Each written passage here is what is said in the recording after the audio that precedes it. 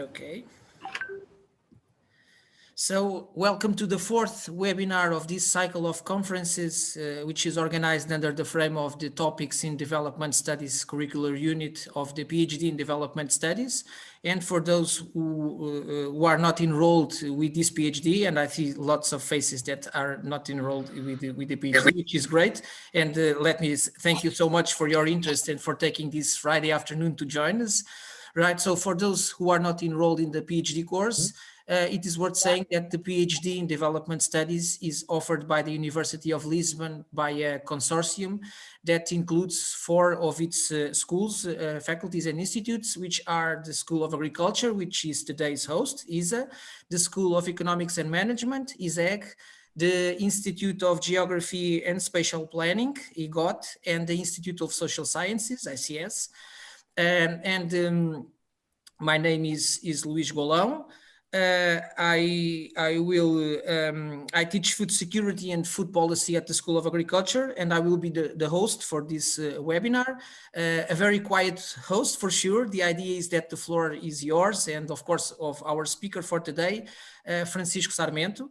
Let me start, of course, by acknowledging Francisco Sarmento for his availability to share with us his experience and knowledge on food systems and territorial approaches for the transformation that urges today, this afternoon. So you all had access to Francisco's short biographical notes, so I'm not going to spend time repeating it. Just highlighting maybe that Francisco Sarmento has more than 25 years of work experience worldwide in different continents, working multi-sectorially on the topic of food and nutritional security, and he works closely with the United Nations in several strategies, in design of several public policies, also very much engaged with the civil society organizations.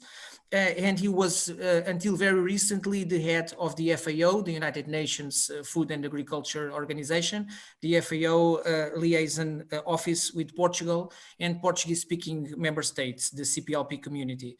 Francisco currently develops a methodology for FAO aimed at promoting, which is the topic for today's webinar, for promoting sustainable territorial food systems in the context of the United Nations World Summit on Sustainable Food Systems. So I'm looking forward to this to the presentation. We all are for sure, and I will immediately give him now the floor. Okay, without further ado, Francisco, thank you so much for your participation today, and the floor is yours. I know, I think you have I granted you the possibility of sharing your screen. So, Francisco, thank you so much. Thank you. Good afternoon to everybody. Thank you, Luis, for the invitation to be here. It's always a pleasure, really a pleasure. I would like to suggest that we could make this seminar more kind of a dialogue between us. That's the way I feel it will be more interesting to all of us. In that sense, well, I was already introduced by Luis, so you know more or less what I've been doing and who I am. But I'm really curious because I would like to also to know who is attending the seminar. I know that we have around, I don't know, Luis, please correct me if I'm wrong, around 10 students from the PhD course. I don't know whether they are all here with us or not, but it will be interesting. And if you wish so, I would like to ask you to introduce yourself briefly and basically just say what is your interest on this particular topic, if it's possible. So who wants to start? I think it's a good idea. Maybe if you want to use the raise hand It's just so that we know each other a little bit. Of course, we can always do it by the end when we have the time for discussion. Okay, but, we have. Okay, we have a hand. Volunteer, Mafalda. Hello, thank you so much. My name is Mafalda. I'm from the PhD in Development Studies, and I actually very interested in your lecture because, or in your dialogue, whatever you want to call it, because I actually spent 2 years working with food systems in a project of ISCTE called SPLASH, Spatial Planning for Change. I'm from anthropology, so all of that was new for me, and it was very interesting because we explored about the food system in Lisbon metropolitan area. So I'm very keen to learn more about it and hear your excellent and marvelous curriculum and experience and all that. So thank you so much.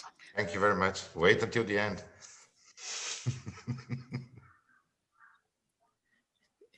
Anyone else would like to briefly? I'm happy to introduce myself. Hi, everybody. My name is Amy Tome. I'm doing a PhD at ESA, and I'm a development practitioner for 5 years prior to starting my doctoral research. I was working with small-scale farmer support in South Africa. So I'm coming to this seminar and to agricultural in general, both from a practitioner's perspective and a researcher's interest. But my intention will be to return to practice and perhaps in the context of like a policy advisory context after my PhD. And the territorial approach is quite interesting to me because my research at the moment is looking at small-scale farmers in Madagascar and working with a research team that is very much progressively moving towards building evidence to inform a territorial approach to policy. So that's it. Thanks. Thank you. Thank you, Amy. José Bonfim.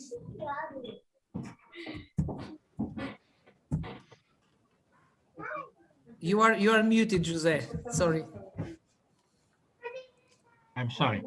I am a senior advisor in FCT, Foundation for Science and Technology.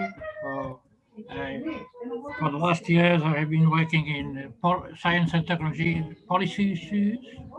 I'm not at all an expert in agro-food systems or so, but I have been fully involved in the exercise of thematic research and innovation agendas coordinated by FCT, and there is a thematic agenda on agro-food, biodiversity, and forestry. And I coordinate the team from FCT that supported a very competent group of experts coordinated by Helena Pereira, who is now the president of FCT. At the time, she acted as an expert in agro-food. So I'm here for curiosity and because I have an idea for the expertise from our speaker today. So it's a pleasure to join you to learn. Thank you, thank you. We have a presentation in the chat, Francisco, if you want to take a look. Yeah. And hold on.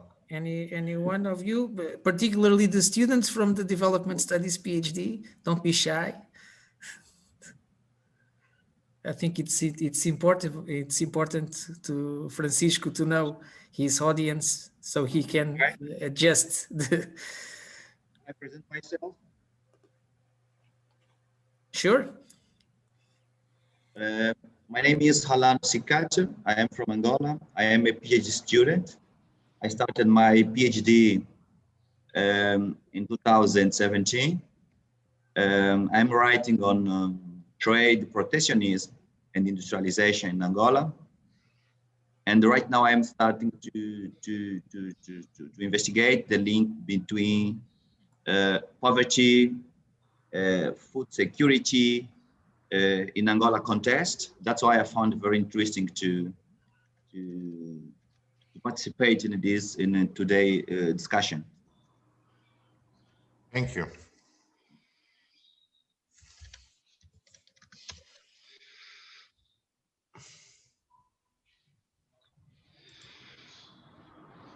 So no one else? Well, I wrote my contribution. Oh, let me see. Okay. Thank you, John. Okay. It is easier that way for me. Okay, thanks a lot.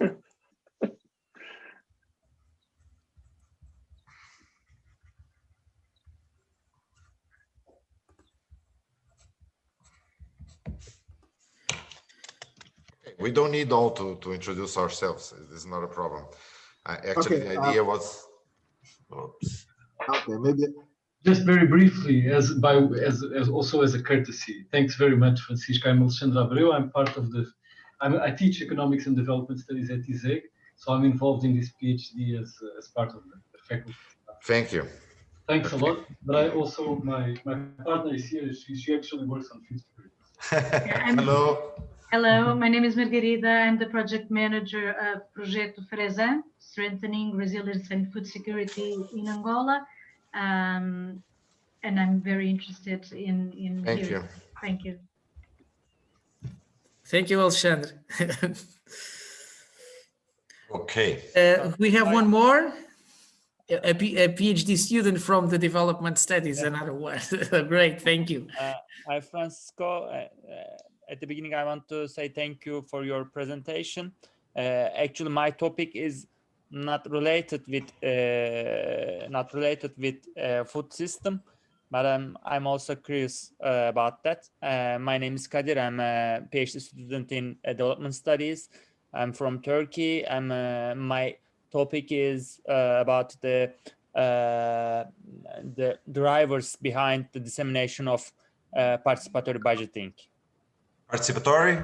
Participatory budgeting. Okay.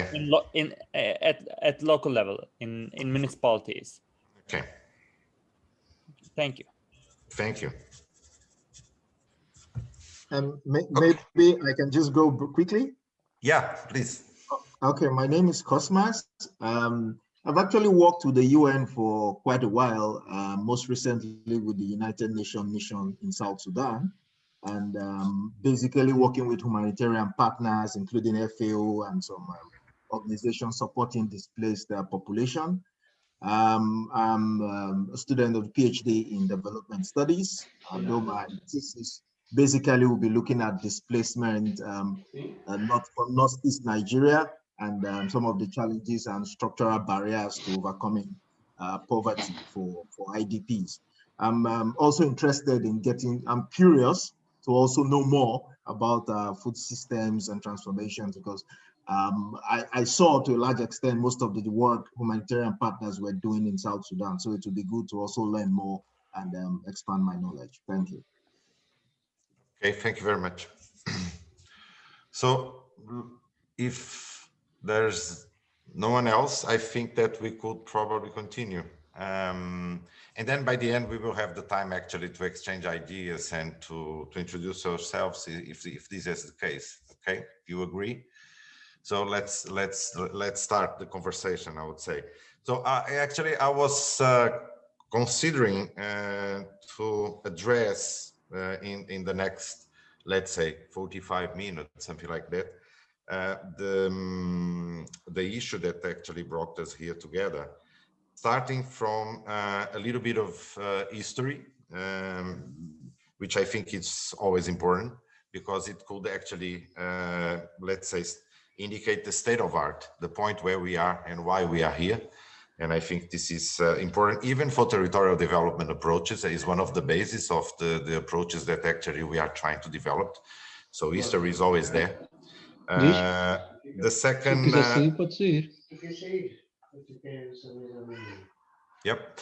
The second, let's say, and after that, actually, I will try to raise some of the key challenges in terms of food systems that we are actually having to deal with nowadays. This will actually link with the upcoming United Nations Food System Summit that will take place this year by September in New York, and perhaps you will understand better why the need of this Global Food System Summit. And I will then talk about territorial development approaches and how they can actually contribute to some of the, at least 3 from the 4 action tracks of the summit. And but I will also mention some of the challenges that actually we are facing, and I think that everybody that works with territorial development approaches might also face, in order to incorporate this vision in our concrete work plans, in our programs, policies, and the type of work that we, and I'm mentioning we because most of the people that actually introduce themselves are working with development issues, so that we are facing nowadays. So more or less, this is how I oriented the intervention. So I will start, if you allow me, Luis, let me just try to see whether I can share my screen. Just a minute. Okay. You have to tell me when you're going to see Perfect, it. Francisco. Yeah. Yeah, it's there? Yeah. Okay. Yeah. So just probably use the slideshow mode. Yeah. Yep. Thank you. I've tried. Yep. It's okay? Perfect. Okay. So let's start with a little bit of history. And actually, I'm talking about from local to global governance, because most of you, I think you are aware that the global food system has changed a lot in the last 3 or 4 decades. I would say 4 decades. It's really completely different from it was before.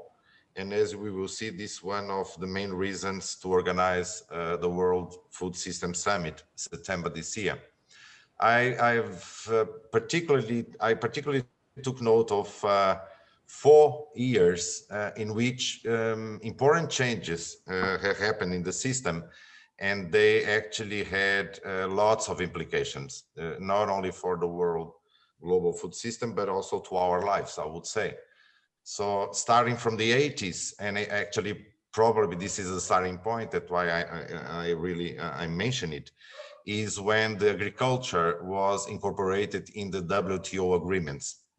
Perhaps you are not aware, but before that, agriculture was not part of the WTO agreements.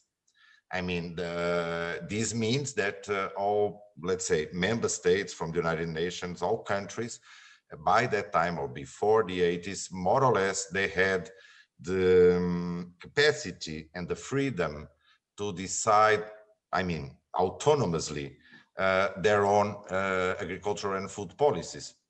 After the 1980 and gradually, of course, the agreements, they have somehow make this possibility really reduced. So basically, so in the 80s, agriculture and food become part of WTO agreements, and that was the moment where gradually we talked about the globalization of the food system, at least the one we know now. Of course, globalization didn't start it in the 80s. But this changed a lot, and some of the things that actually it's possible to observe in our daily lives is, for example, the beginning of the global chain distribution of food, supermarkets, for example. They expanded a lot after the 80s, but also an increased concentration on the key food chains worldwide. These had implications in terms, for example, of the development of family farming in several regions of the world. That's the moment where we gradually start to observe that family farming are having more problems everywhere than they used to have before, because some of the protections they used to have at national level, they were no longer possible. And actually, these, let's say, agreements, they oblige some countries, particularly in Africa, but not only in Africa, in Asia as well, or some of the countries in Latin America, but not all, I would say, to adjust completely their markets to the global trends of the food system. That said, most African countries become net importers of food, even the ones that were exporting by that time. And the same happened in a certain way in some key Asian countries and in some American countries, particularly in Central America, but not only. At the same time, this opened the door because the agreements were not only about trade, but this opened the door to an increased liberalization of financial markets and their investments on food and agriculture. So completely new, let's say, financial products were created in the 90s, I would say, and that's where the moment where the financialization of the food system actually increased a lot. And that said, basically what was not allowed before, it started to happen more often after the 1990, where the global funds, financial funds, they started to operate increasingly in the food system. It started in the US, but gradually this liberalization of financial markets and their investments in agriculture, they were possible in other countries as well, even in Europe and in Australia and basically globally. What happened was that, for example, if you remember 2008, and we took around 12 to 40 years to consolidate that trajectory. In 2008, we had a global food prices crisis. I don't know whether some of you might remind that. It was the moment where actually the prices of most staple crops really, increased a lot.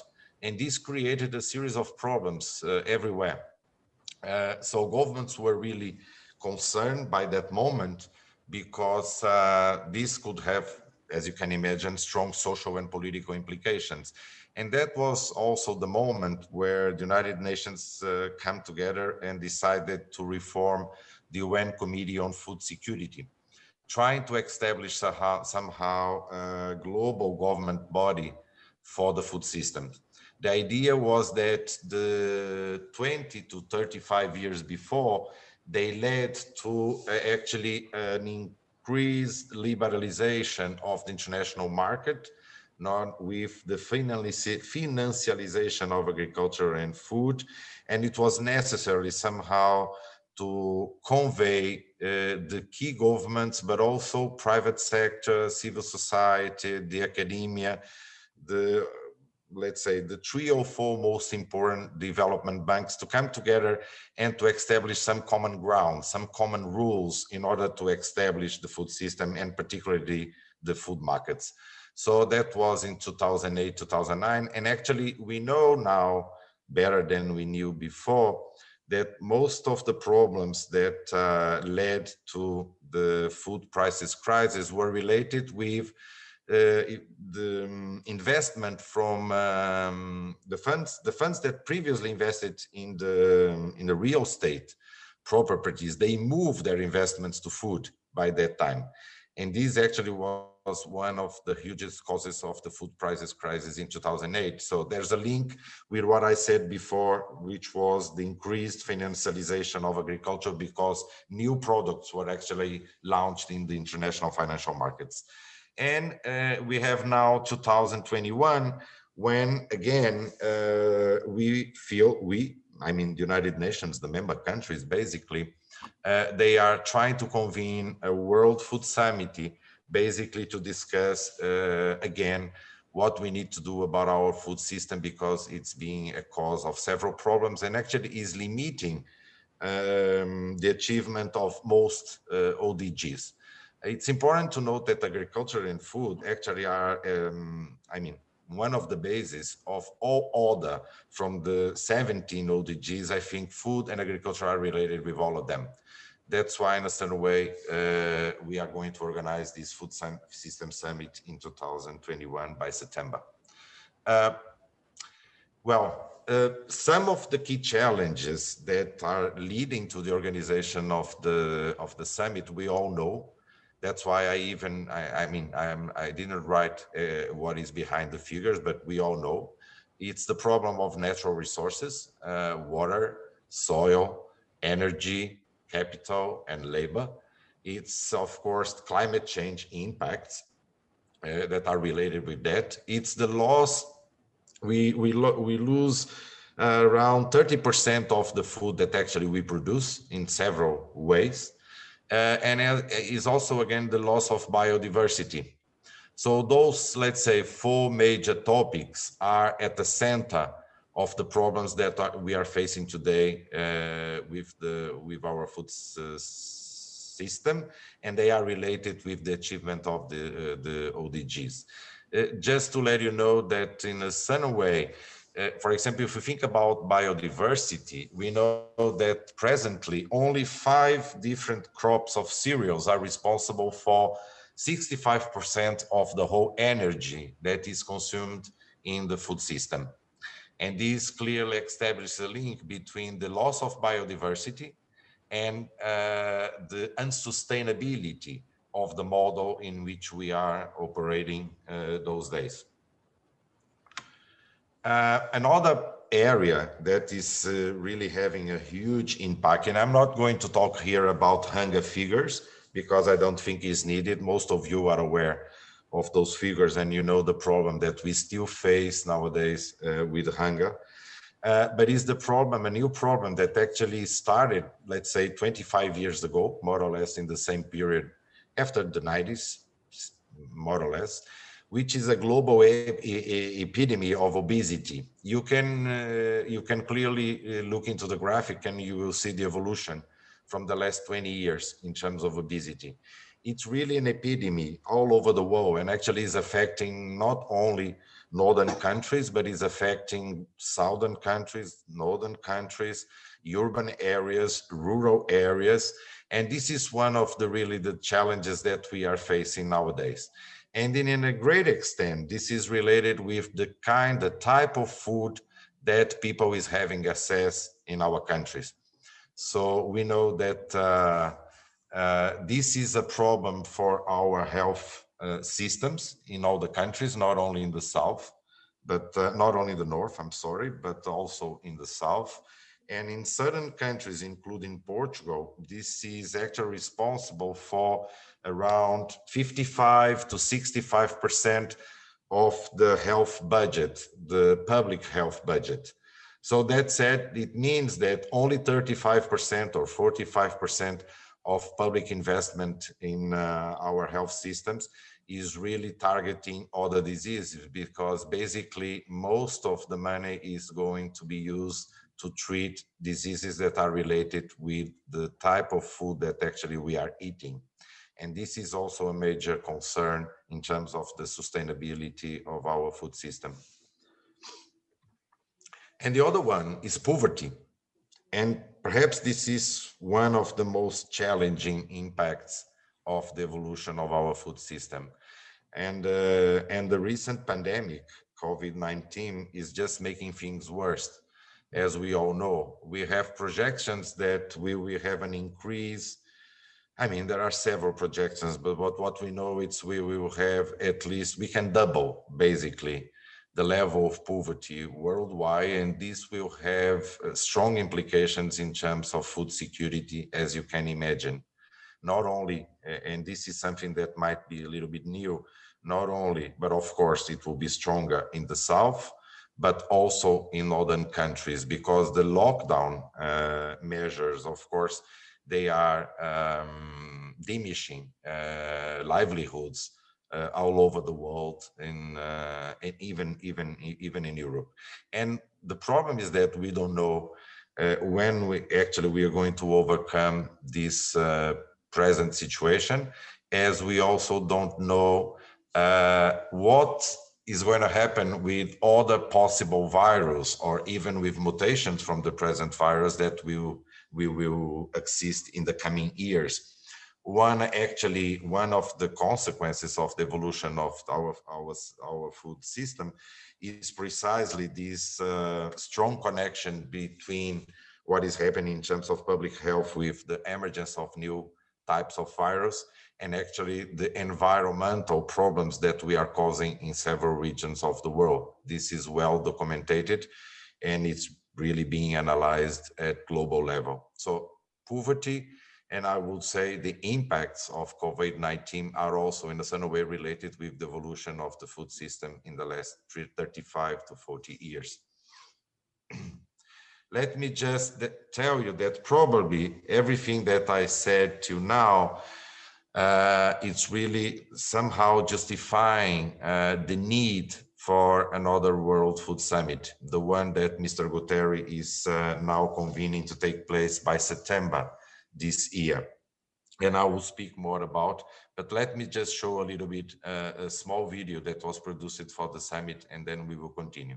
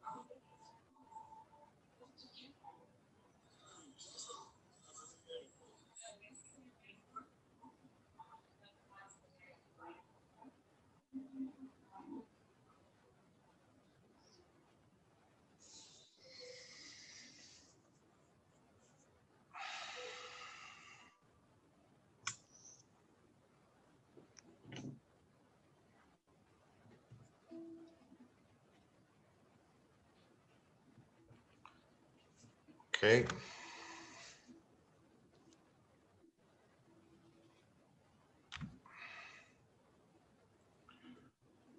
Wait, you don't want to see it again? I hope not. It's beautiful, but you don't want it. Just No.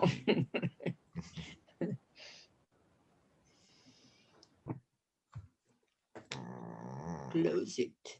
One of the things that I think is happening now with this idea of we are all connected is somehow actually the practical implication from the globalization I've just mentioned before. I mean, the level of interdependence now from the local to the regional, I mean, district or national, supranational levels is really tremendous. I mean, most decisions that are being taken at global level are affecting people at local level everywhere. And the contrary is not really true.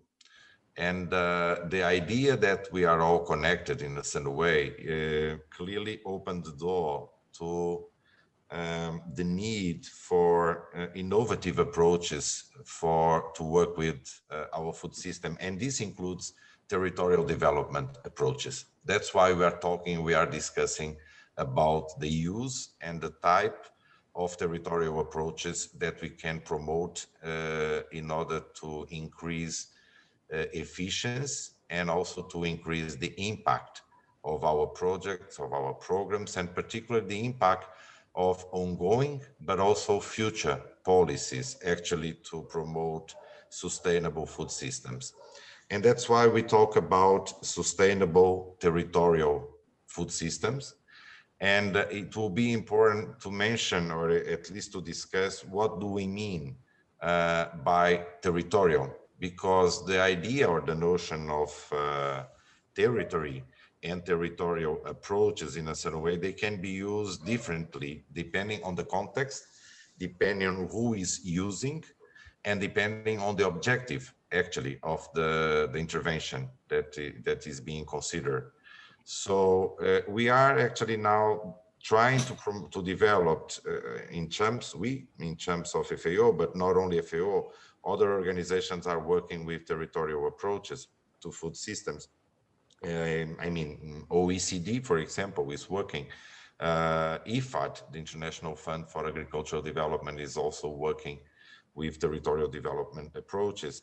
But one of the key aspects I think I would like to emphasize is that apparently, there is no better way actually to address this connection between the local, the regional, and the national and the global level, that without considering the use of territorial approaches.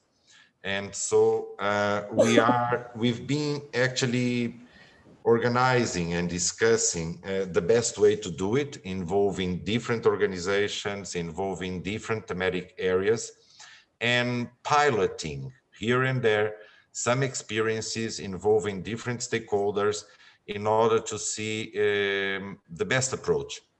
And we hope by September this year, from the lessons learned in the different pilots we are developing, as well as our discussion with other organizations, to be able to come with a concrete proposal for the Food Summit in terms of how to incorporate territorial approaches in this discussion. Let me just mention briefly the different types of territorial approaches that actually we are trying to combine in order to develop the approach I've been mentioned to you. But let me move from here first. No, again. Let me see if I can.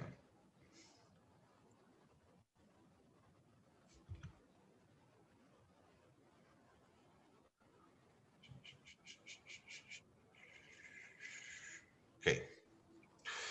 So some of you might be aware, the ones that actually worked before are working with territorial development issues, that territory can be perceived or understood as a region.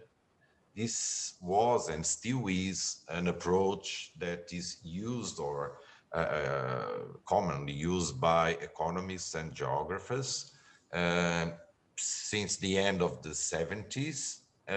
Even in the 80s, in order to explain the development patterns, giving importance to the role of territories as spaces for collective learning, but also taking into consideration the importance of local productive systems. The major objective of this approach, it was and still is in several contexts, actually to promote endogenous development. Territories understood or perceived as a space of identity, and here is linked to the theory of social capital that actually inspired Bourdieu, Coleman, and other actors, and then later Putman. And in that sense, the construction of identity and the sense of belonging to a place is rooted in the local culture. And these historical roots are clearly related with the development of local in the sense of regional institutions that can really play a central role for that collective action. This type of, let's say, approach was, widely used and is still being used, for example, in Europe. The ones that worked or are working with the LEADER program was one of the theoretical bases, for example, for the development of the LEADER initiatives, not only in Europe, but then other similar initiatives in other regions of the world. But territory can also be seen as a space of identity And here the focus is mainly on the theory of social capital. I'm sorry, there's a repetition here. It's not that. Territory is a space of identity. It's also something important. And here is where Bourdieu actually come in. I think it was duplicated before. Apologies for that. So it's much more focused on the cultural identity of stakeholders. And in the case of food system, it's particularly important because here is where food culture became a crucial area of work. And for example, when we think about building sustainable food systems, then, as I will explain you later, culture or food culture become a strong asset in terms of the methodological approach we can use. Instead of focusing our energy, for example, only in incorporating the idea of value chains, but I will talk more about later on. And then finally, we can also see territory as power relations. This is more linked to Weber's idea of power and dominance. And basically here, the understanding is that the territory is a space, it's a social space that is constructed by the local or the territorial stakeholders, and that power, absolutely, or asymmetries of power are fundamental in terms of the dominance that one group can have on the resources of that territory. So power, culture, and the geographic, let's say, approach more based on the territory as a region are three key approaches that we need to combine when we talk about sustainable territorial food systems, and they complement each other. One doesn't exclude actually the other. These views are absolutely complementary, since the territory is the result of all of them, of the three interactions. Depending on the objective of our analysis, we can actually use more one than another. But the three actually normally they come together, and they come together in the work that actually we are developing now. In that sense, we are considering territory as a geographical space with its resources that are controlled and reproduced through the time by different stakeholders, by different actors, within a network of social relations where power is present.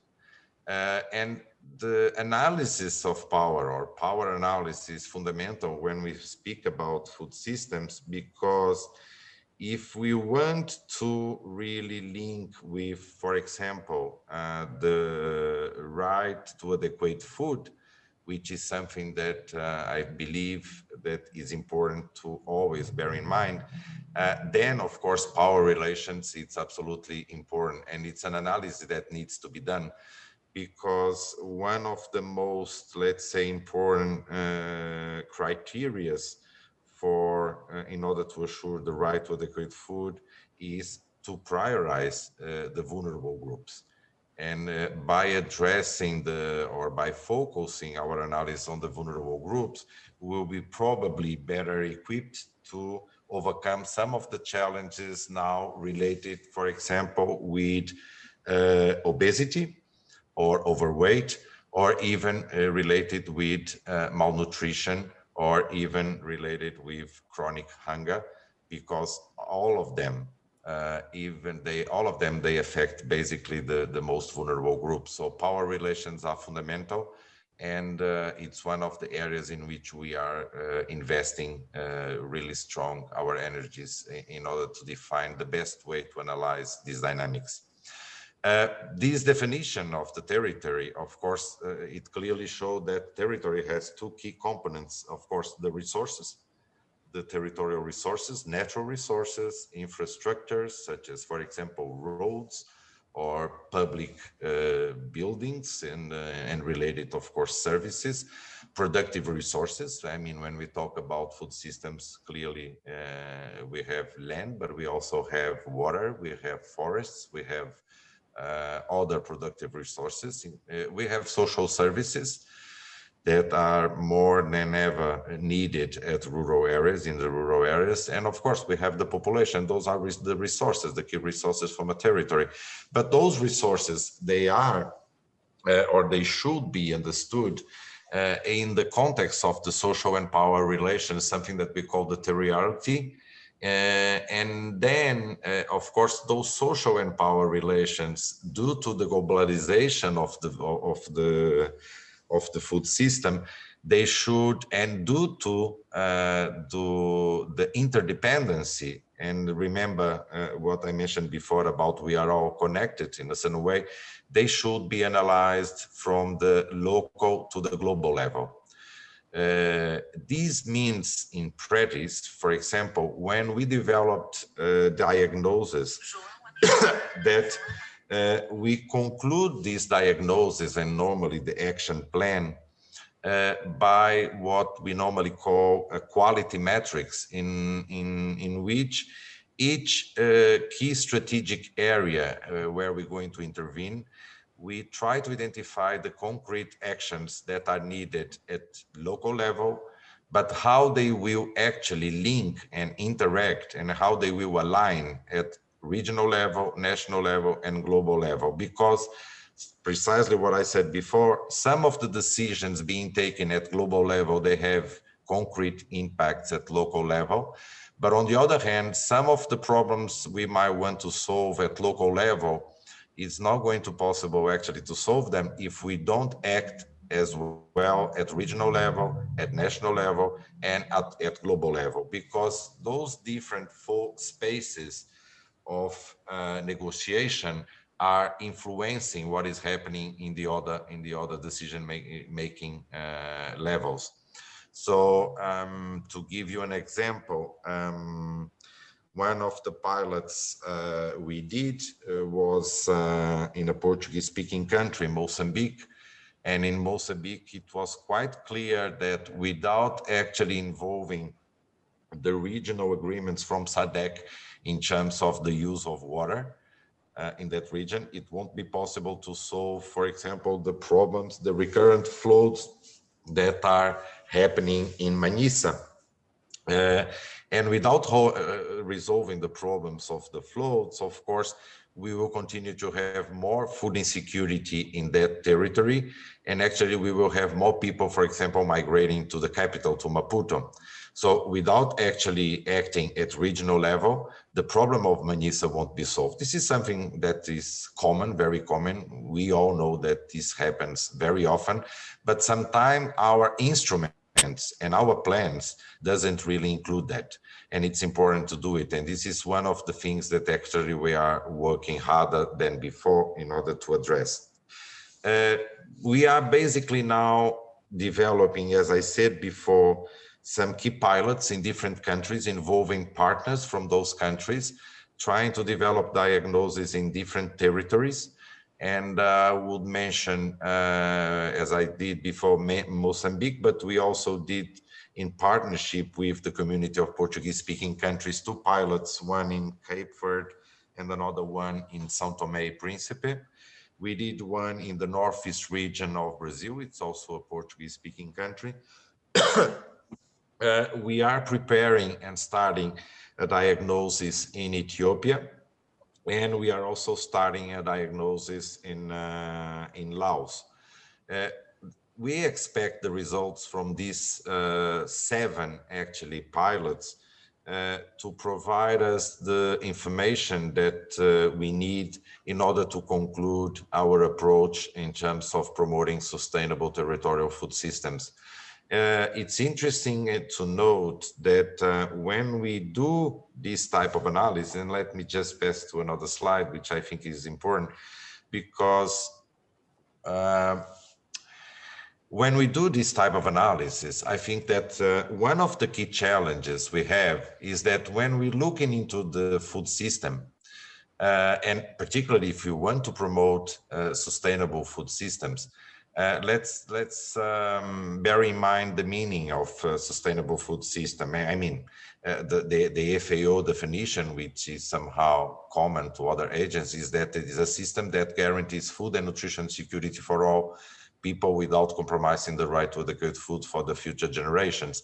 But if you look into the diagram or at the tentative diagram of what might mean a food system, you will see the complexity of areas inside the food system and the complexity of, let's say, relations that we need to address when we try actually to promote concrete plans or concrete programs or concrete policies in order to promote sustainability. No, we have clearly food supply chains. We have to address the production issues, storage, processing, retailing. We have the food environment, which means how food is available and the physical access to food. We have to also address the economic access to food, particularly to nutritious food, which is one of the most problems nowadays.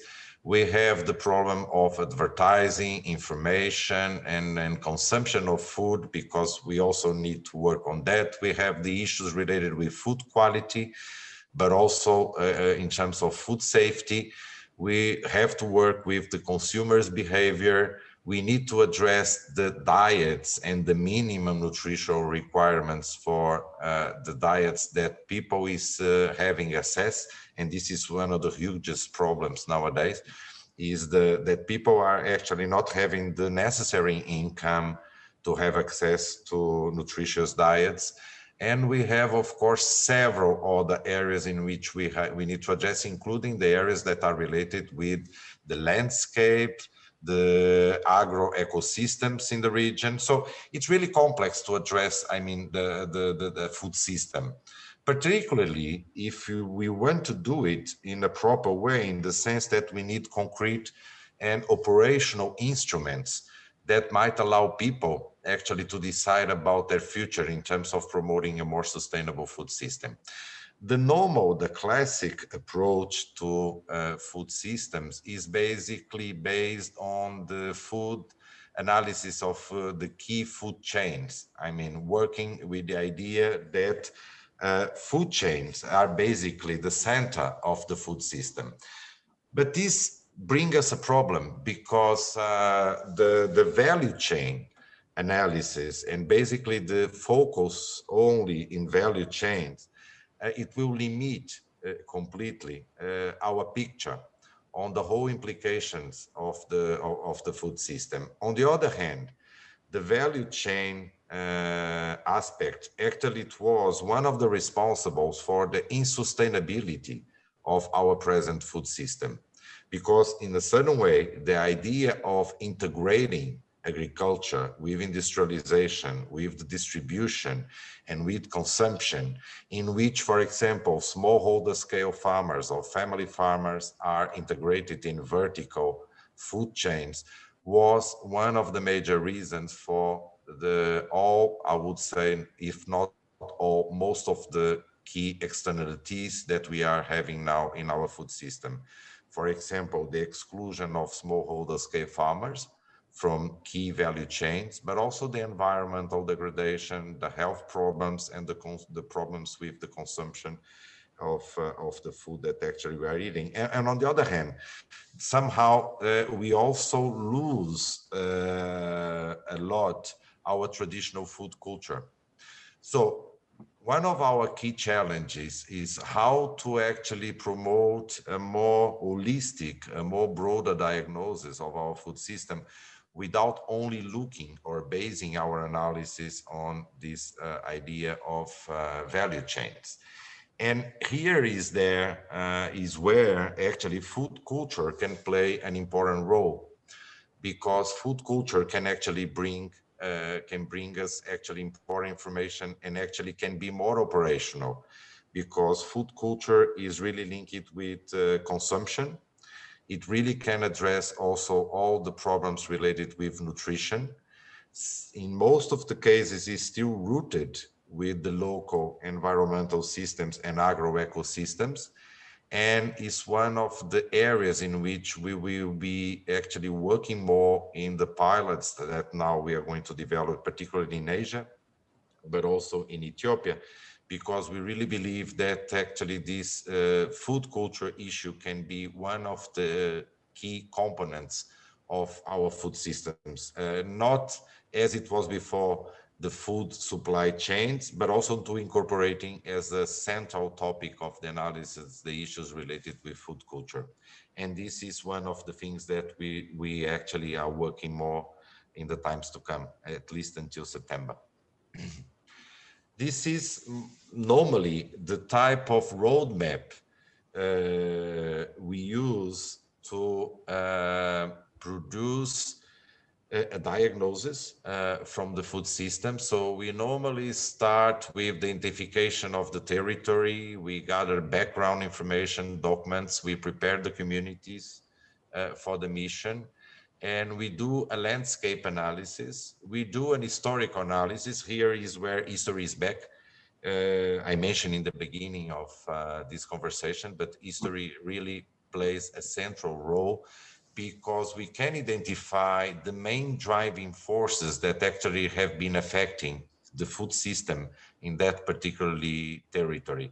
But not only that, an historical analysis can also really showcase how the different stakeholders, taking into consideration their different levels of power, how they react to those main driving forces. And driving forces is basically a set of interconnected events that led somehow to a change in the reality of the food system of that territory. So historical analysis is really a key step in the analysis, because I think you all somehow agree that the solutions from the past in most of the cases are the problems we have today. So looking into the past is absolutely fundamental to understand better what are the challenges we want to overcome in the present. The other step, of course, is a more institutional analysis, is a stakeholder analysis. So the idea of territory as a space of negotiation from different stakeholders, of course, it implies that we analyze and we identify all those stakeholders. We analyze, as I said before, their power relations, and we try to understand their behavior, their rationality first, and their behavior, in order to see how they will react, for example, for a specific proposal that can be put on the table, a specific challenge, such as, for example, a new policy, a new program, how the different stakeholders will actually react on the table on that particularly proposal. So stakeholder analysis is another step that it's fundamental. And of course, a production systems typology. So we need actually to identify the different production systems that we can encounter on that territory. We need to describe them, we need to understand them, and in order to relate how they will change according to the driving forces that were identified in the previous steps. And of course, this is related with the type of stakeholders and their power relations and their interests and their rationality in respect to the key problem that we are trying to solve. And of course, we need to do a productive systems analysis. And this is more related with an economical analysis of the production systems. And this is important. The problem is that this normally takes a little bit more of time to be done, but is also an important step that needs to be done, because we need to come somehow with the cost benefit matrix in order to identify what might be actually the solutions that are feasible in economical terms. Normally, we conclude the analysis discussing 2 to 5 prospective scenarios for the future, normally with the community, with the relevant stakeholders, all of them at the table.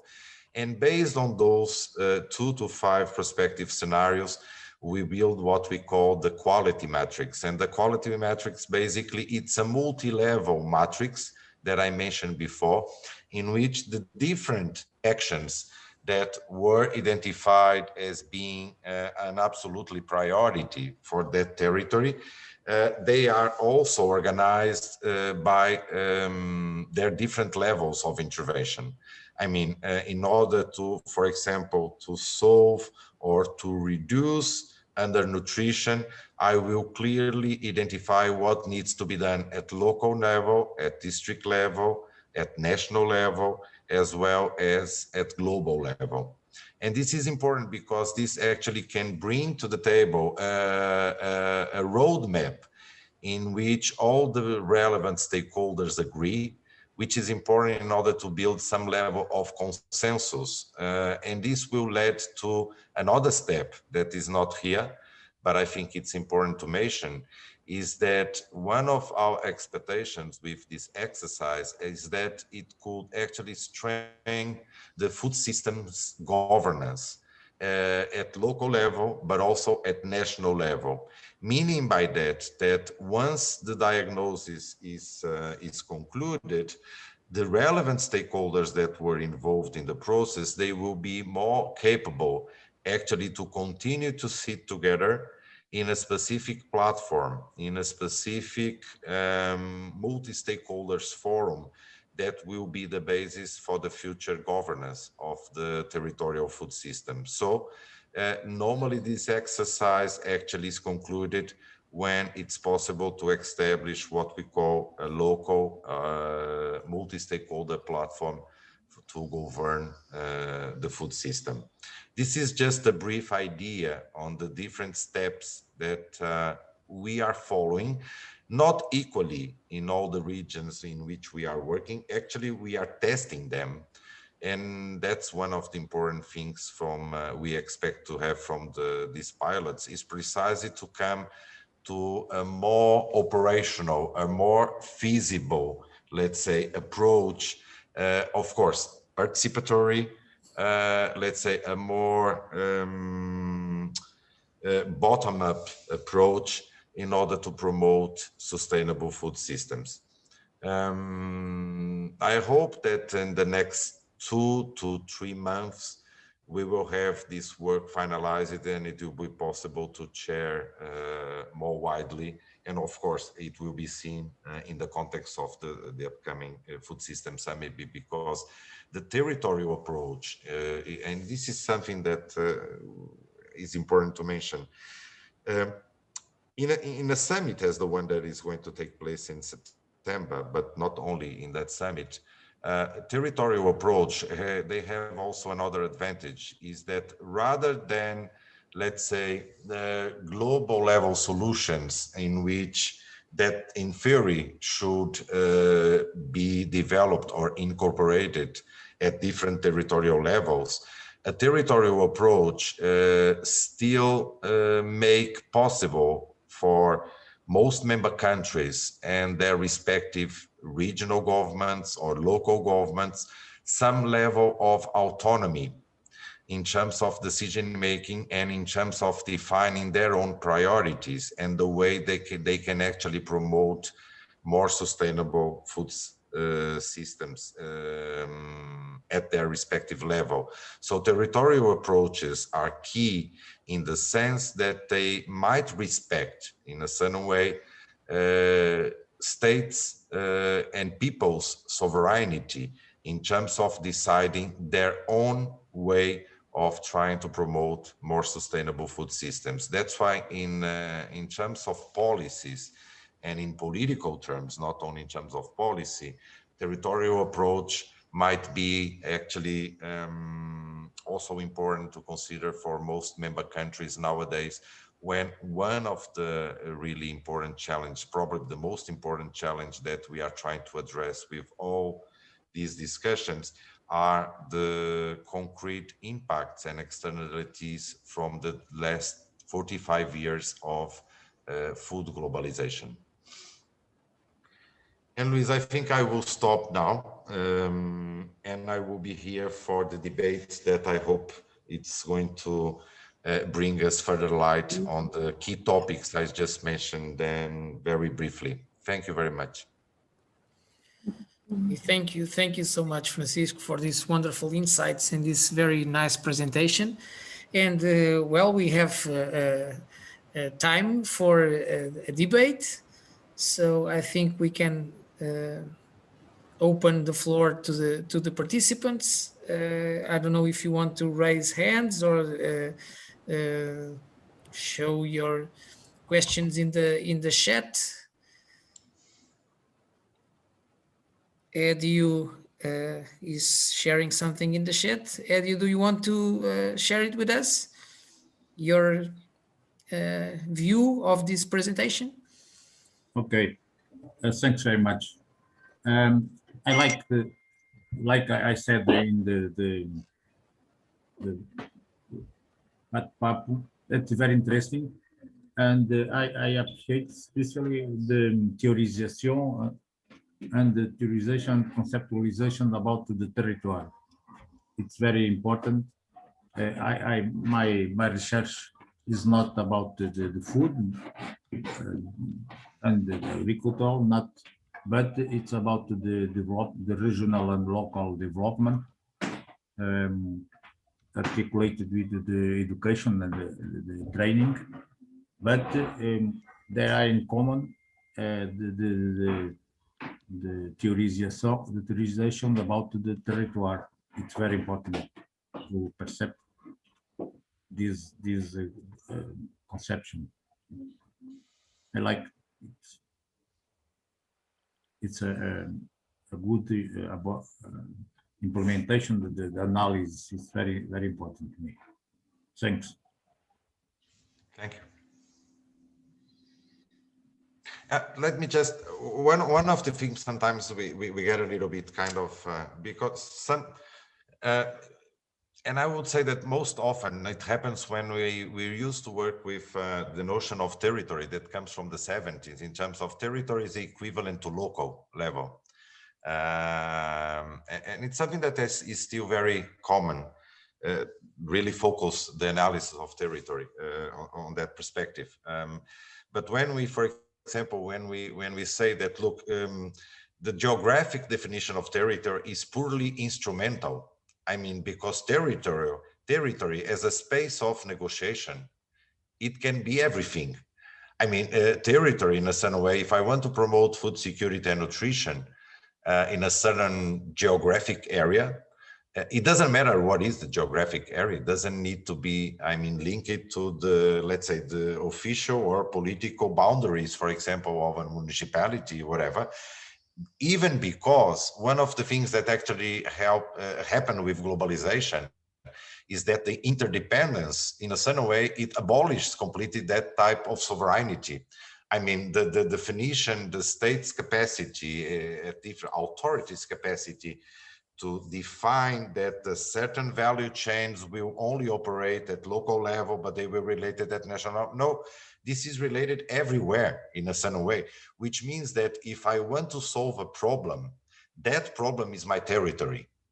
And the way I articulate different levels of decision to solve that problem, that is my territory. And the way I bring together the different stakeholders with different power levels or levels of power to discuss, that's the way I can try to build some consensus and build some plans for the future. So this notion of territory as a space for negotiation sometimes makes feel people a little bit lost in a certain way. But that's precisely the change that we are doing, in the sense that the world also changed, particularly the food system changed a lot. So in order to solve the problems that we are facing now, we think that we need to strengthen that territorial vision. Yes, I agree completely. Okay, fine.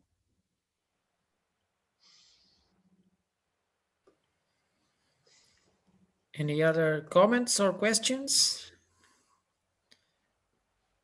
I'm not seeing hands. I see Jorge Malheiros joined us. Jorge, do you want to say something? Yes, yeah, I do. Once that there is this discussion about territory, I want to join. Being a geographer, Edu is a geographer as well. but I want to discuss this issue of territory. And I'm sorry, I missed part of the presentation. I was in another class. I have an overlap in some Fridays.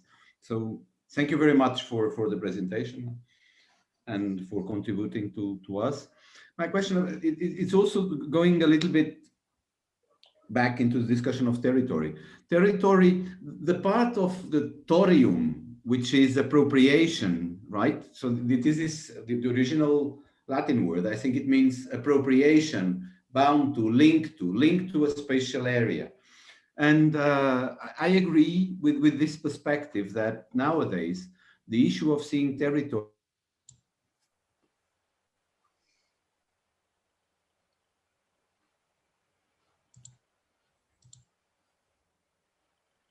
is an area in which political boundary, administrative boundary, etc., is non. I mean, it's a limiting thing, and it doesn't help us to solve several issues as you have presented in terms of the food system. But there is this alternative, which is there is a discussion about the change from what is called sometimes among geographers as the space view as territory, and territory in the sense of the polygonum with borders, to the new notions of territory as a multiscalar relation, multiscalar articulation that involves the different levels. So the global, the regional, still the nation state. And on the other hand, which connects to this idea of network space. So more than thinking of limited areas in the usual, let us say, nation-state view of territory, we move to this more articulated notion of territory that is strongly connected to this idea of the network space that nowadays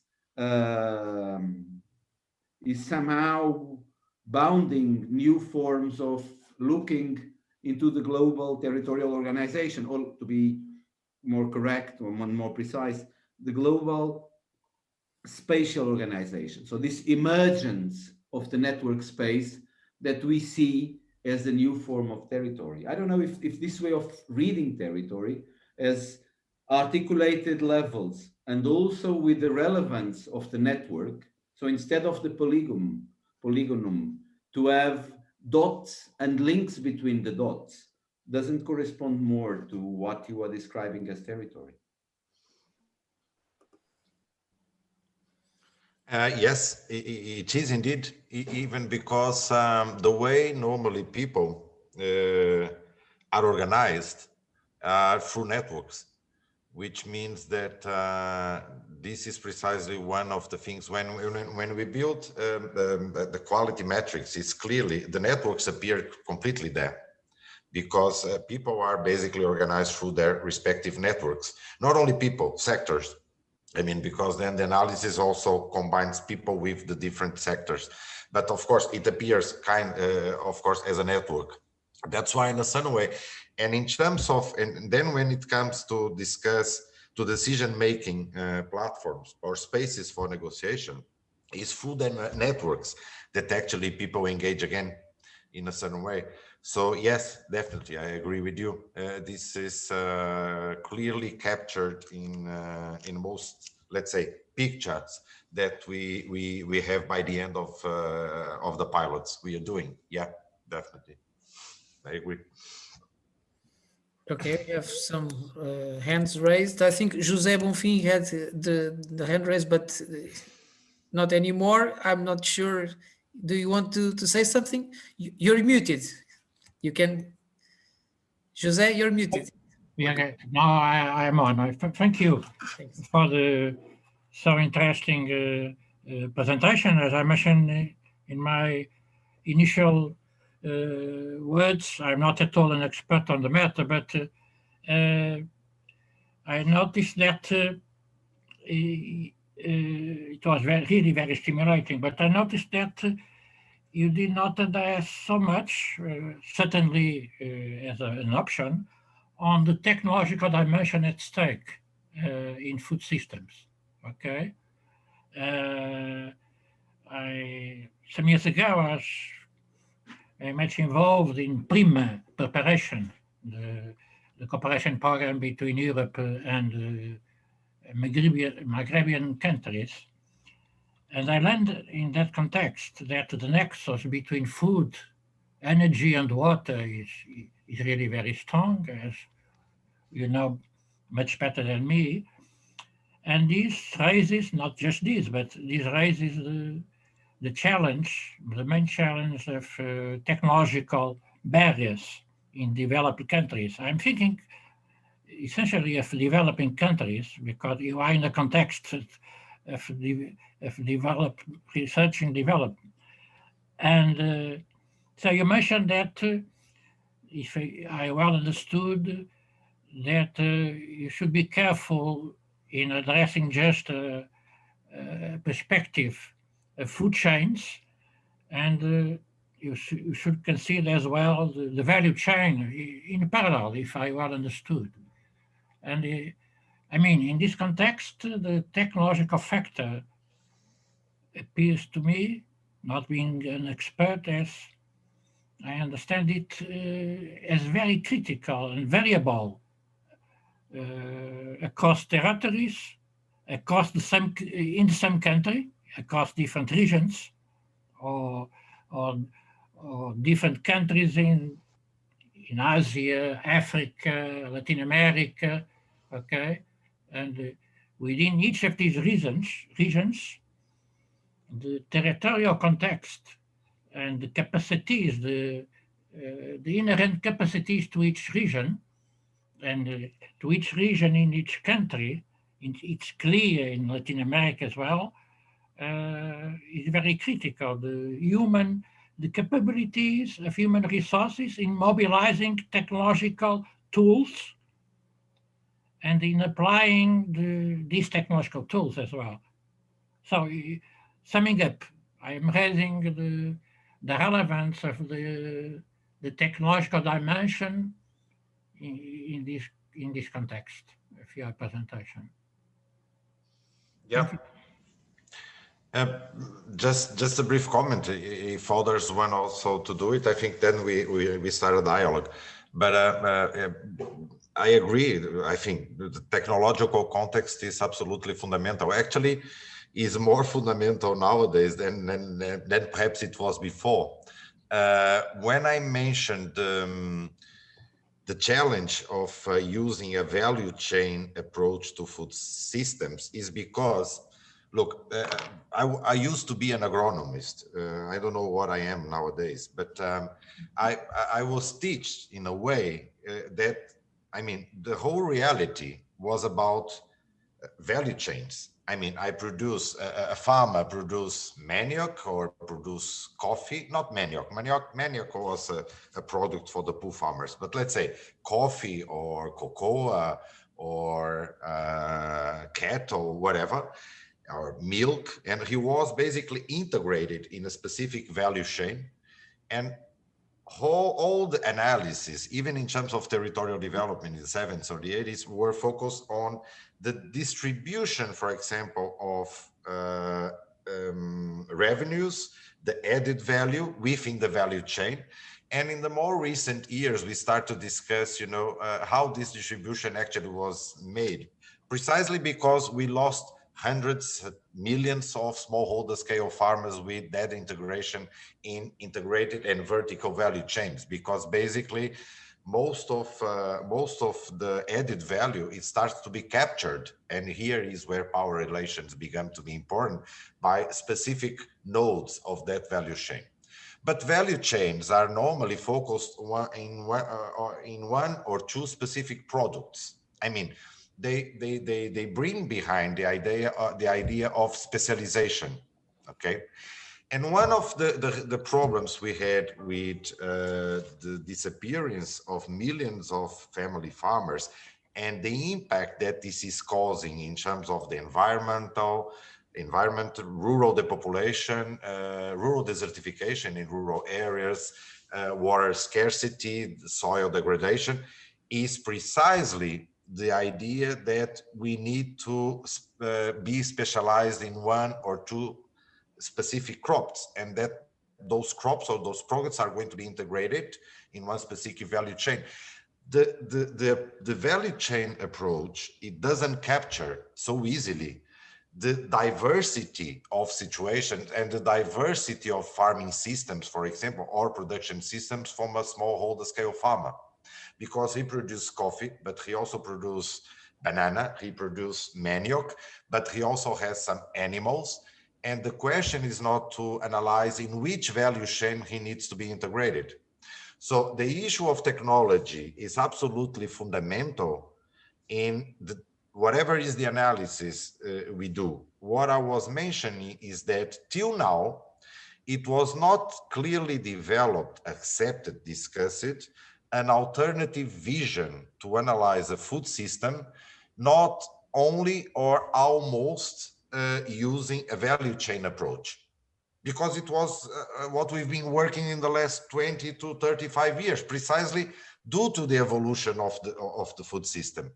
So we don't need to reinvent the wheel, but we need to think out of the box, because the value chain approach alone doesn't really capture the diversity of situations. And most important, what we need to do to guarantee that those smallholder scale farmers in different regions of the world are able to continue to do what they were doing in the past, because we need them in the name of the sustainability of our food system. And I would say in terms of the social cohesion of the whole planet. So we need to reinvent ourselves in terms of what are the tools we are going to use actually to analyze the food system, if our objective is to promote also social sustainability, which is linked to make food systems more resilient based on smallholder scale agriculture and food production. This is what I was meaning when I mentioned the challenge. Thank you so much. Okay, thank you. Now we have Cristina Paulino. Yeah, yes, good afternoon. My name is Cristina Paulino. I am a PhD student in development studies. I started my PhD in 2016. I think that in this group, only Professor Alexandra Abreu knows me. I apologize for not having my camera turned on, but unfortunately today I can't really turn on my camera, but I apologize for this, because I know that it is not very polite. I would like to thank you for your presentation, and I have two questions. In this new approach in which you are working, you spoke about production systems. And the first question I would like to put is, if endogenous production systems or techniques will be valorized in this approach. And I give an example. In Guinea-Bissau, during centuries, they used to produce rice through a very traditional system called bolanhas, which showed to be a very good production system. But now they are abandoning that type of production, and Guinea-Bissau is now importing their own rice. My second question is, if in this new approach, small farmers will have the full freedom to choose how to produce food. For example, if small farmers they want to adopt agroecology, an agroecology ecology approach, for example, if they have full freedom to choose the production systems they will use. Thank you very much.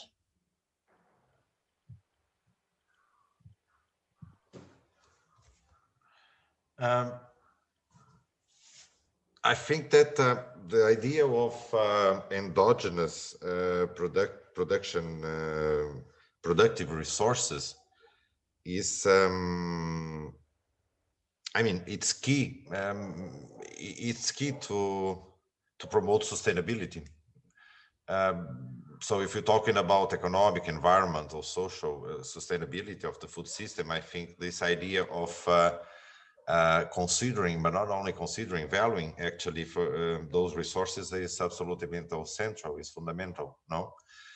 On the other hand, you mentioned about agroecological approaches. I mean, agroecological approaches are at the center of the transformation that we would like to promote.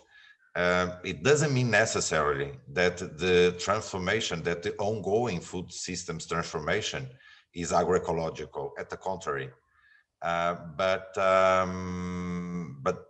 clearly this is part of the objective, is precisely to promote agroecological approaches. And then we could start here a discussion in terms of what we mean by agroecological approaches, but that's not probably the moment, and we won't have the time to do it.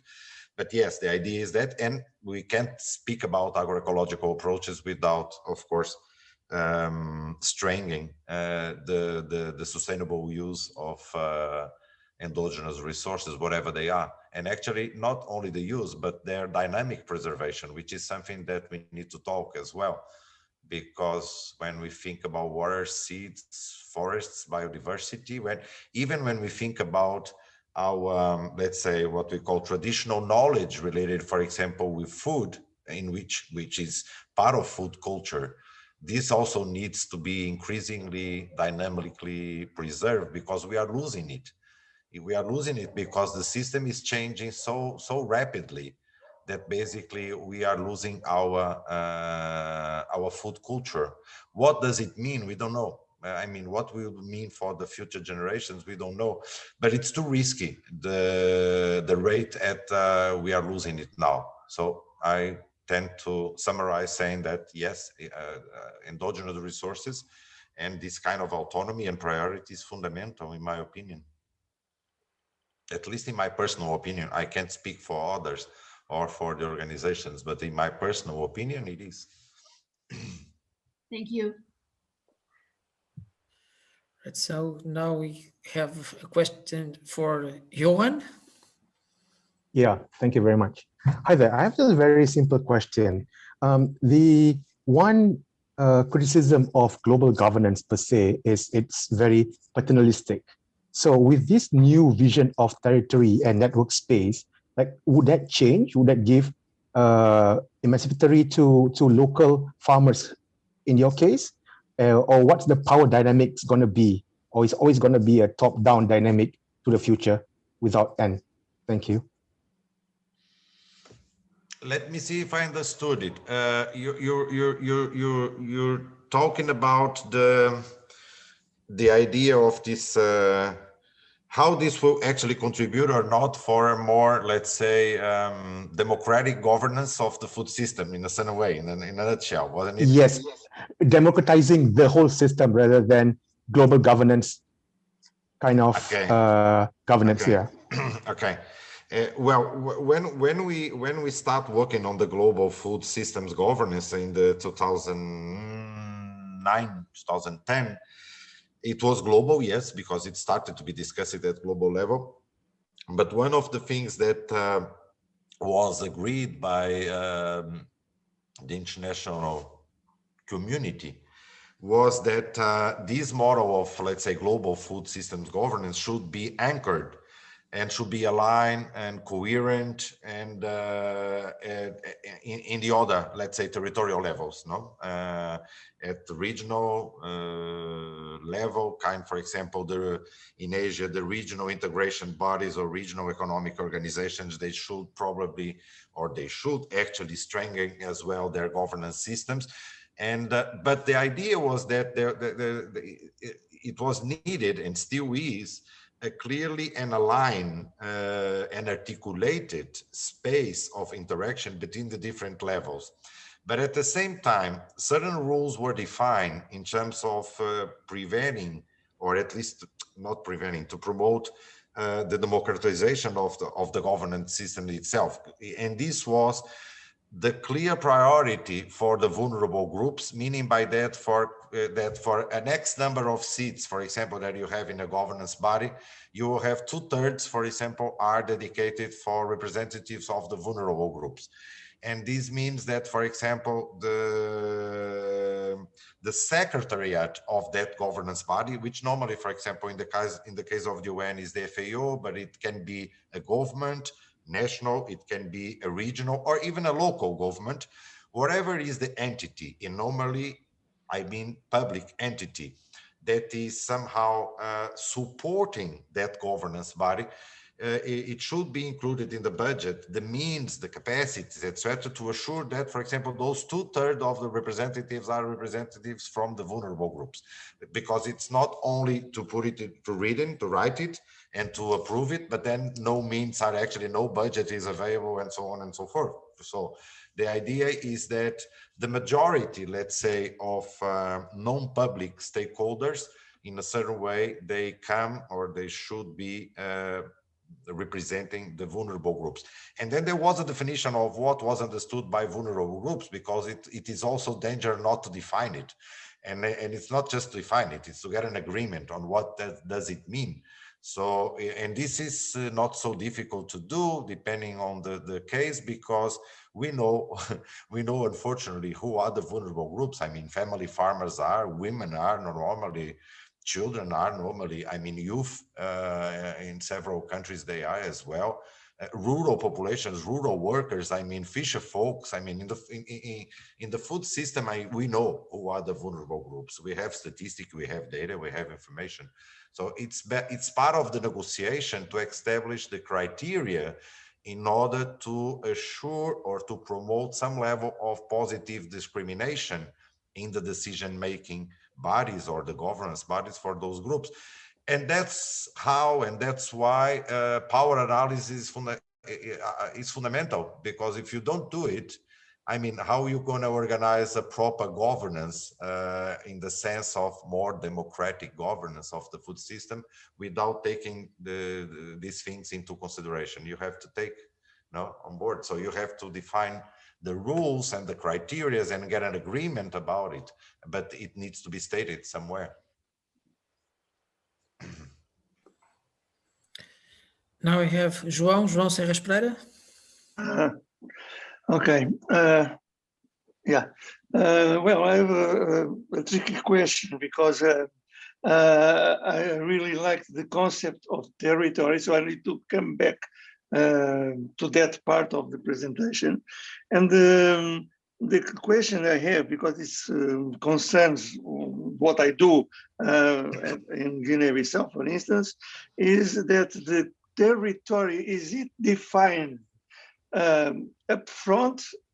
So you define like from borders of Guinea or whatever, or do you define the territory through the networks? That you see, that's turning around the definition of what is a territory. Either we go through, in the first place, of a geographic or similar definition, and then we try to understand it better, or we do it around. We just pinpoint cases and try to get the networks. This is because the borders there are very porous. So there are no, the actual territory is not on the map. At least the culture territory is not on a map. And it's very difficult to grasp ideas from Senegal or whatever or other countries, because things are overlapping all the time. So how does FAO do the job? I mean, it's quite diverse, even within FAO and other organizations. What I personally, but okay, a step behind. Normally, it's problem oriented, the definition. I mean, because when we are asked to do something and use or consider a specific approach, a territorial development approach, is because someone is looking to solve the specific problem. So it's problem oriented. And it's in a certain way, this will guide actually the way we will understand and the delimitation of the territory, because we will go after the problem. I mean, we will look for for the problem.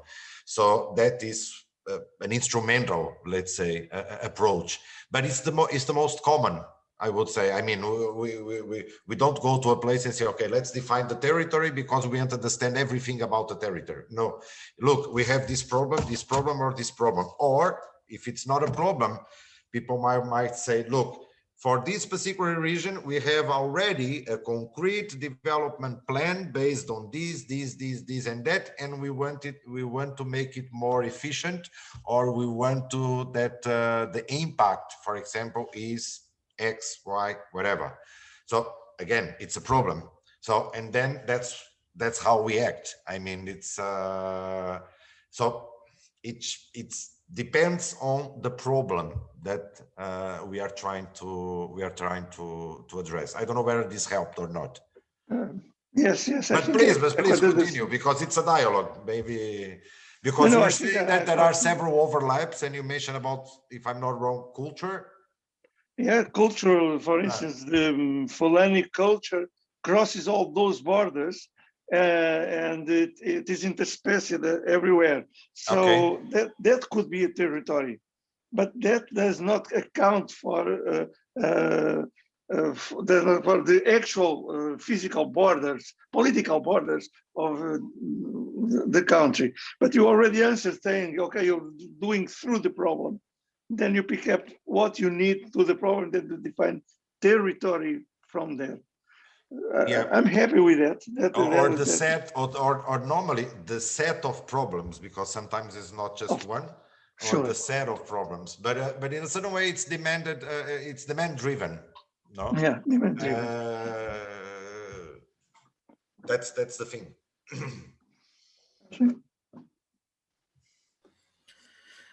Okay, great. We still have time for some other questions and some other comments. Anyone? I'm not seeing hands raised. Nobody has a problem, so we don't need to act. I have a curiosity in the meanwhile, while people think about their own questions. I see Amy turning on the camera, so probably she has some comment. But Francisco, you started by telling us that you are implementing and doing the first analysis, or at least as a pilot, in Ethiopia and Laos, right? I find this very interesting, and I would like to ask you why these two countries, if it was FAO making the contact, or the countries themselves requesting or offering to be part of the study, because in recent years, actually, these two specific countries, Ethiopia in Africa and Laos in Asia, are very keen to be part of this kind of studies of food systems analysis, and the government and the governmental institutions in these countries are very supportive and willing to be part of international works and support in this subject of sustainable agriculture, and particularly food systems and nutrition outcomes. Do you think, I'm thinking about adoption and willing to be part of the methodology in the first to start, and then to implement some transformation in the food systems. Do you do you know, or according to your experience? So the first question is, why these two countries? Who asked or who offered? And the other one would be, do you notice any advances, any different advances in Ethiopia and Laos in recent years concerning food systems?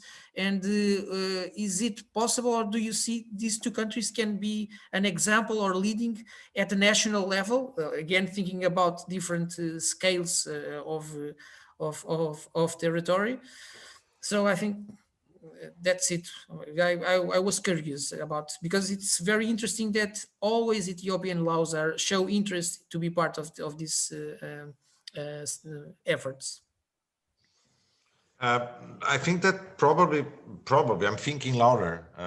Is probably the two countries have a specific dynamic in terms of their food systems that it makes that they are present in different initiatives. I mean, in different scenarios, no, because they probably have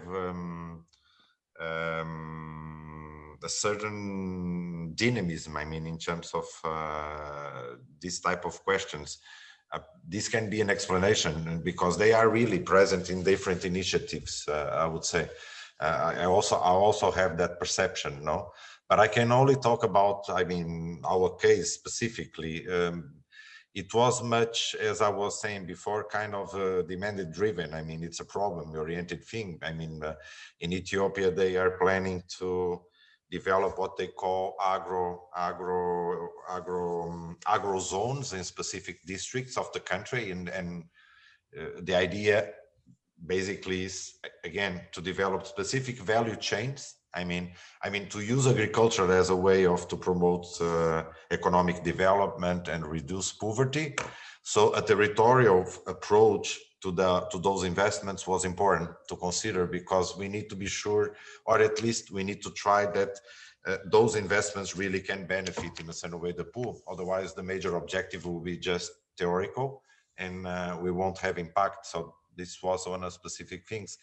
And in the case of Laos, it's still to start. I mean, we have the intention from the local FAO rep to develop that, but I will need more information. I mean, normally in these organizations, how you start operating or how you develop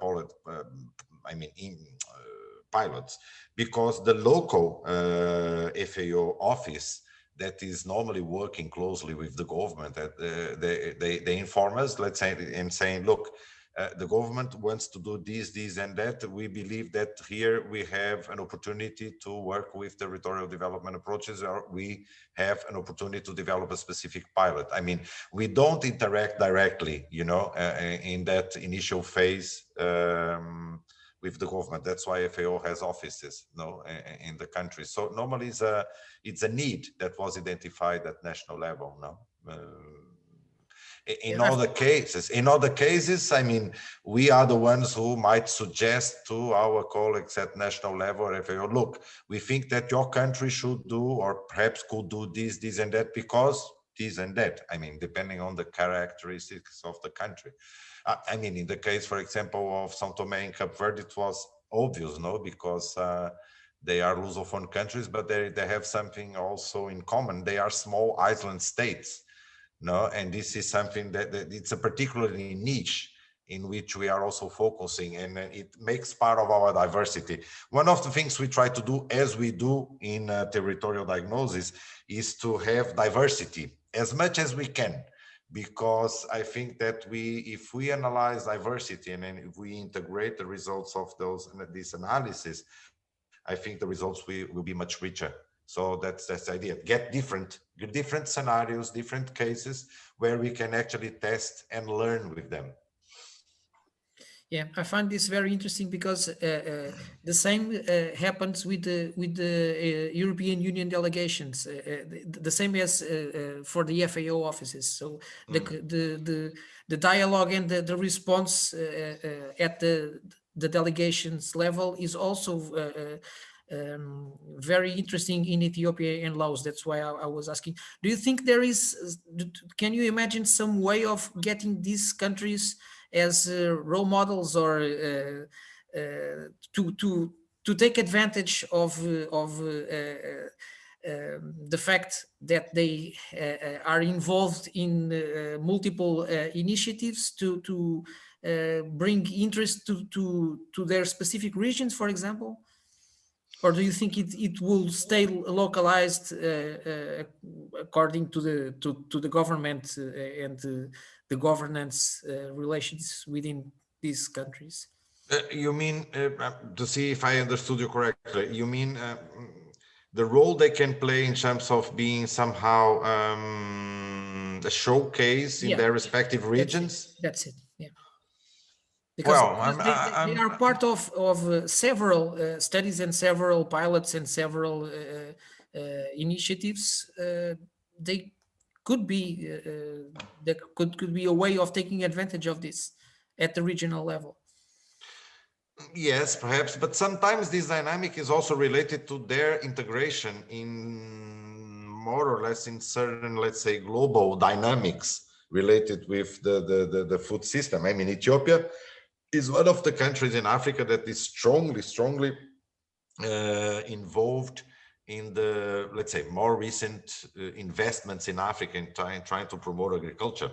I mean, as a way of promoting economic development. Ethiopia is at the center of the attention of different donors, different stakeholders, different initiatives, I mean, in Africa. And as far as Laos is concerned, I believe that we might also have the same kind or a closer situation. So I tend to say that probably yes, because one dynamic, it's like power, no? When you have it, power creates power, concentrates power. So dynamics, it's a dynamic, it's an ongoing process. So I believe that yes, no, probably yes. But in order to be able to discuss it further, we need to probably, I mean, discuss bilaterally and have more details in terms of what you're thinking. No. Okay, thanks. Any other comments, questions? I'll chime in if you don't mind. And I have to step out because I've got another call at 8 p.m. So perhaps this will just be a prompt for some discussion after I leave. And you know, my perspective or my question or comment, however it ends up taking shape, is very much coming from a ground level, you know, because my experience working directly with farmers in the field in different contexts in South Africa and in Madagascar. But, you know, when I think about territorial planning right now in the context of, you know, the Malagasy and French Research Consortium with which I'm working, which is trying to evidence in a very stepwise fashion the need for territorial planning that brings in, for example, the obvious needs that are, I think, you know, universal across Africa for road infrastructure, for electricity infrastructure, but more importantly, I think in some ways, or as important, healthcare and education as well. And you know, the trajectory of that evidence, I think, has spanned about 10 years, and they're getting there. You know, it's a consortium with CIRAD, a variety of funders, you know, aimed at agricultural development or international development cooperation.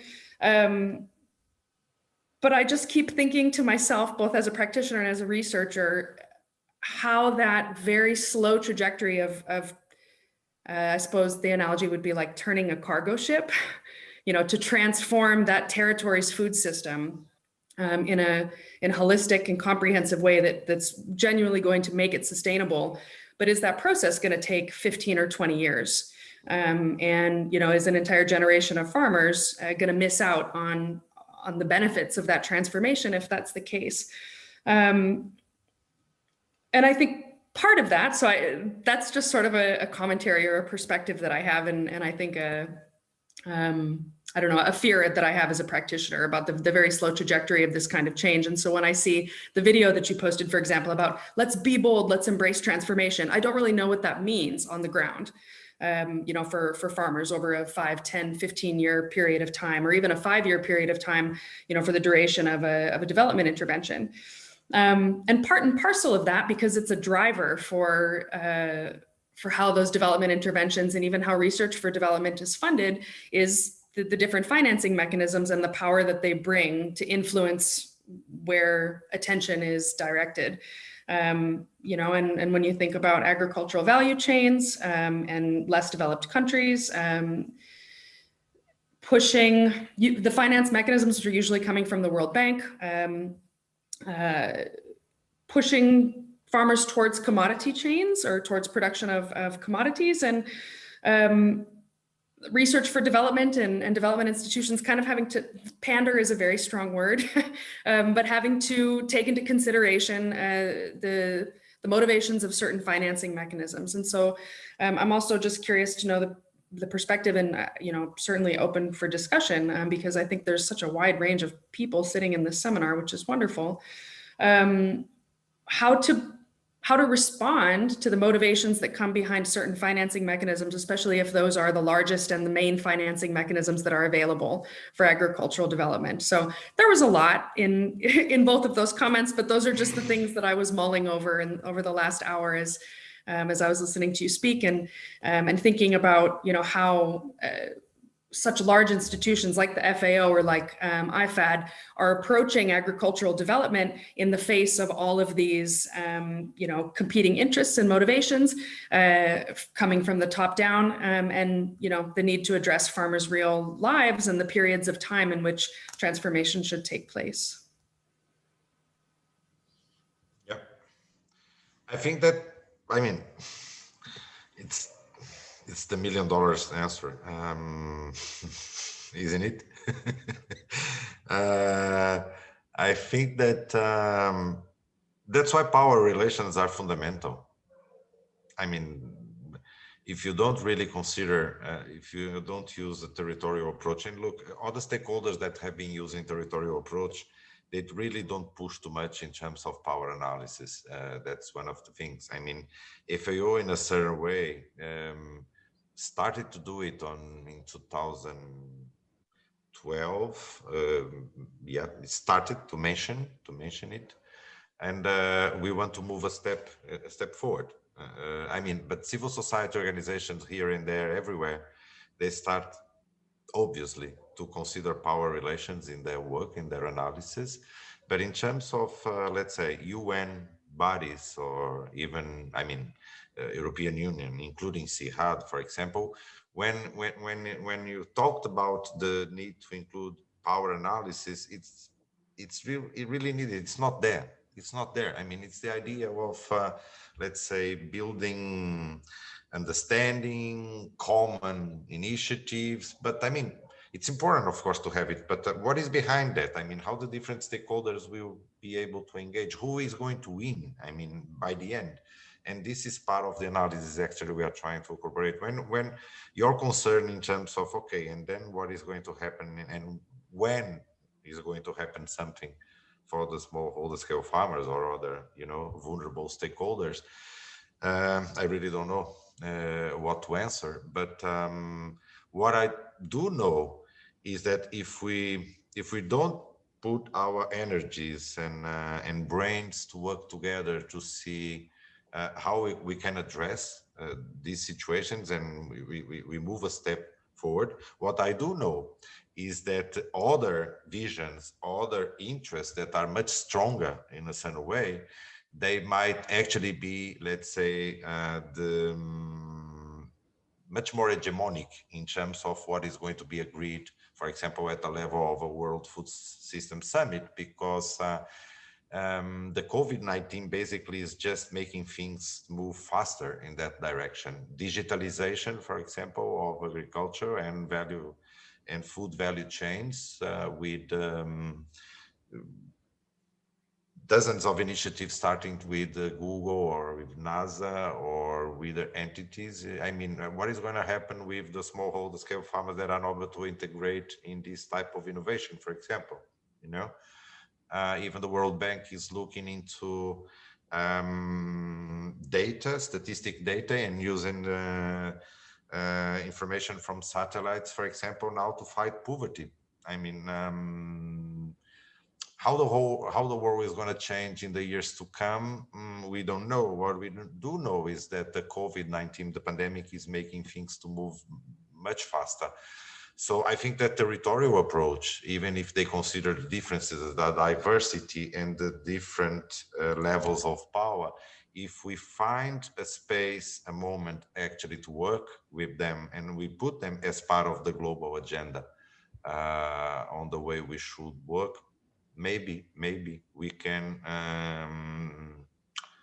counterbalance a little bit the impacts that are happening nowadays. But I don't have the answer to the $1 million question. Unfortunately, I would like to. No, of course, and nor was I expecting you to. I think it's just an important reflection.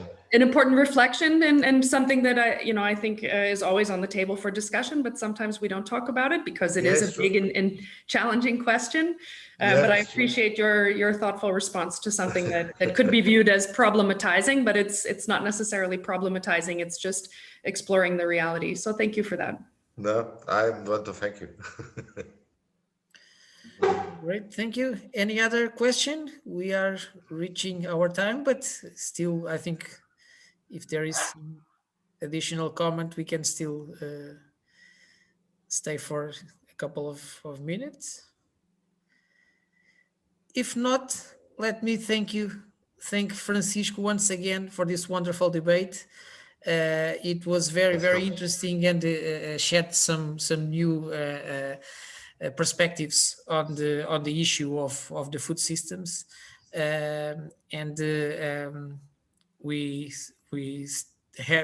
have lots of things to think about it, and we get some interesting take-home messages from today, but most of all some $1 million questions to be answered, several ones. So thank you, Francisco. Thank you, everybody that joined us in this Friday afternoon. I think now we can take care of our food for dinner. And see you, Francisco. Some of the participants asked for the presentation. Is it? I will send you. Okay. Okay, then you can share. Yeah, I will share. I also shared my email address here in the chat, so please feel free to contact. I will be delighted to continue that discussion or all the discussions with you all. And I wish you all really a good course and the success of your work.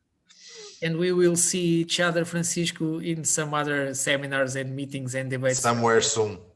Somewhere soon. Okay, so thank you all. Bye-bye, everybody. And for the PhD students, I think I see you Tuesday, right? See you Tuesday. Thank you. Bye-bye. Thank you. Thanks. Bye. Bye.